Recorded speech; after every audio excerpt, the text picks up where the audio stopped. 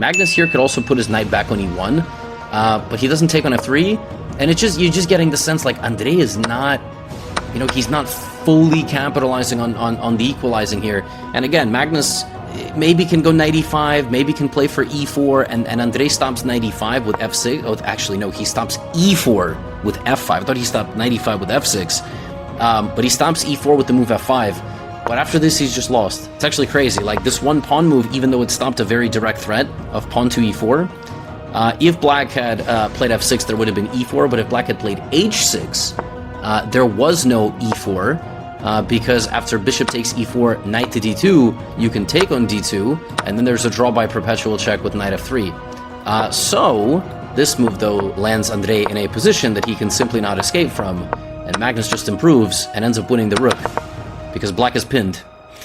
Black is just eternally pinned on the c-file, and despite his best efforts, Andrei was unable to escape the Norwegian bind, and Magnus capitalized, ended up trapping the knight. If knight g2, you sacrifice the rook on e4, and then you take the knight on g2, and our GOAT got the job done against Andrei. Very typical Magnus 10+0 wins. Sustained pressure, time advantage, psychological damage inflicted on his opponent, which I think causes the opponents almost to self-destruct in certain situations. And he moves through so far. So again, Andrei now drops down to the loser's bracket. We are not seeing him play any more chess today.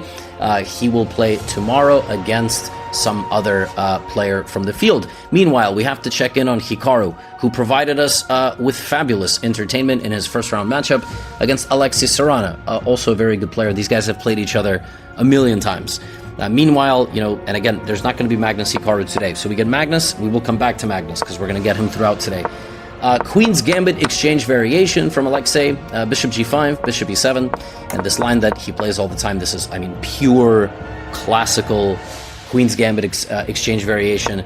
Knight bd7, knight f8, and now the knight is going to be repositioned back into the middle of the board. Queen c2, c6, all chill.